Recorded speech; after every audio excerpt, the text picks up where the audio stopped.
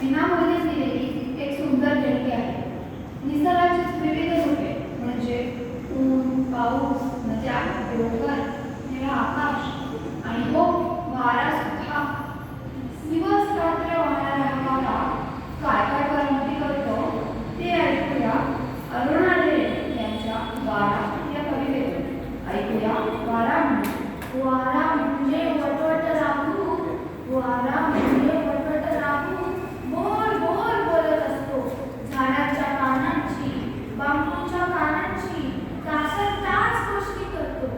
वारा म्हणजे उन्हाळा नुसता, वारा म्हणजे उन्हाळा नुसता, सकाळपासून भटकत सुटतो डोंगर माथ्यावर, दरीच्या काठावर मस्त मजेने निंडत बसतो. वारा म्हणजे वात्रट मुलगा, वारा म्हणजे वात्रट मुलगा, चेष्टा करतो, गमती करतो, म्हाताऱ्या झाडांच्या अंगावरचे पानाचे कपडेच पळवून देतो. वारा म्हणजे शहाणा राजा, वारा म्हणजे शहाणा राजा, देवबापाची कामे करतो, झाडांच्या बिया, फुलांचे गंध कितीतरी दूरवर वाहून येतो.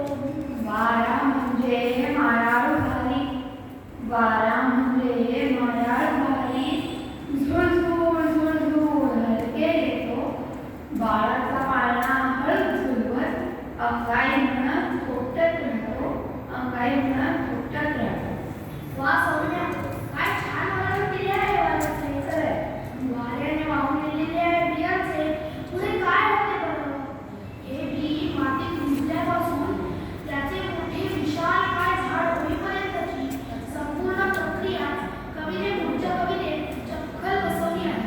ऐकूया अरुणाताई रचित कविता एक छोटं बी. एक छोटं बी जातं जमिनीच्या पोटात, एक छोटं बी जातं जमिनीच्या पोटात, काय होत असेल बरं त्याचे तिथे आत? बी जातं थोडं थोडं पाणी, बी जातं थोडं थोडं पाणी, बाकी सारा आधार बुडून पाणी मध्ये गाणी. झाड झोपलंय बी मध्ये, जागं करा त्याला, झाड झोपलंय बी मध्ये, जागं करा त्याला, येऊ दे ना बाहेर जरा, फार उशीर झाला. बी हसते, हळूच फुटते, अंकुर होतो जागा, बी हसते, हळूच फुटते, अंकुर होतो जागा. चला चला आता सारे कामालाच लागा. जमीनबाई जमीनबाई वाट द्या ना जरा, जमीनबाई जमीनबाई वाट द्या ना जरा, केव्हा त्यावर थांबला आहे उजेड आणि वारा. आळं करा पाणी घाला, लाड करा त्याचे, आळं करा पाणी घाला, लाड करा त्याचे, सरासरा लोक वाढेल, झाड होईल मोठे, फुलं येतील, फळं येतील, फळं आपण खाऊ, फुलं येतील, फळं येतील, फळं आपण खाऊ, नव्या झाडासाठी पुन्हा बिया मातीत ठेवू, नव्या झाडासाठी पुन्हा बिया मातीत ठेवू. खरंच बिया मातीत टाकून आपण भरपूर झाडे लावू, म्हणजे भरपूर पाऊसही पडेल. पाऊस पडला की आपल्याप्रमाणे निसर्गातील सर्वांनाच आनंद होईल. नदी ओढे वाहू लागतील, धबधबे कोसळू लागतील, झरे वाहू लागतील.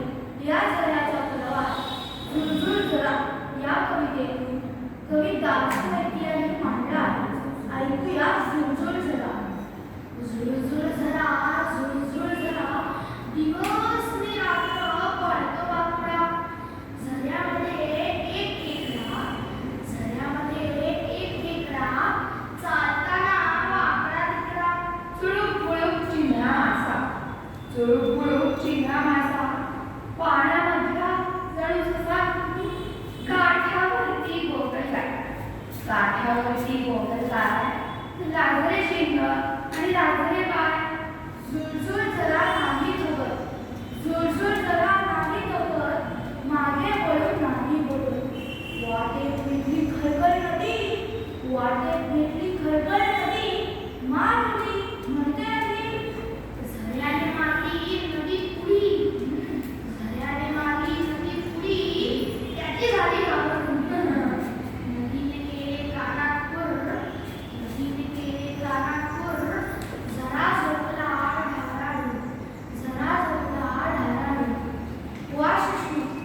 विचार निसर्गाच्या विविध गोष्टींवर कवीने किती सुंदर कविता केल्या आहेत.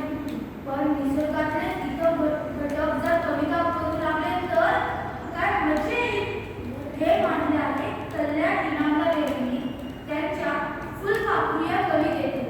ऐकूया फुलपाखरू. फुलपाखराने कविता केली, अहो फुलपाखराने कविता केली, झाडावरती फुले आली. कविता केल्या कोकिळेने आसमंताला फुटले गाणे. पोपटांनीही कविता केल्या, अहो पोपटांनीही कविता केल्या, वेली हिरव्या हिरव्या झाल्या. मोर कविता करत सुटले, अहो मोर कविता करत सुटले, आभाळावर रंग उमटले. रंगांनीही कविता केली, रंगांनीही कविता केली, इंद्रधनुची कमान झाली, इंद्रधनुची कमान झाली. वा, खरंच उजेड, वारा, पाणी, माती, झाडं हे सगळं आपल्यासाठी किती महत्त्वाचं आहे.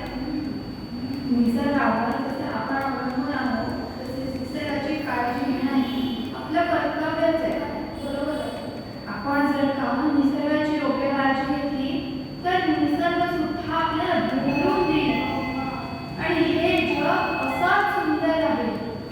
कवयित्री अरुणा ढेरे यांच्या सुंदर जग या कवितेतून आपण प्रार्थना करूया की ही सृष्टी, हे जग असंच सुंदर आहे. ऐकूया सुंदर जग आहे. उजेड, वारा, पाणी, माती, लवलवती गवताची पाती. उजेड, वारा, पाणी, माती, लवलवती गवताची पाती. शेते पिकती, नद्या वाहती, फुले वासरे मजेत चलती. झाडे, वेली, फुले, पाखरे, मित्र खरे आपुले सारे. झाडे, वेली, फुले, पाखरे, मित्र खरे आपुले सारे. उडते कोणी, गाते गाणी, मनात फिरती असंख्य प्राणी. जमीन आपुली, आभाळ आपुले, चंद्र सूर्य न तारे आपुले. जमीन आपुली, आभाळ आपुले, चंद्र सूर्य न तारे आपुले.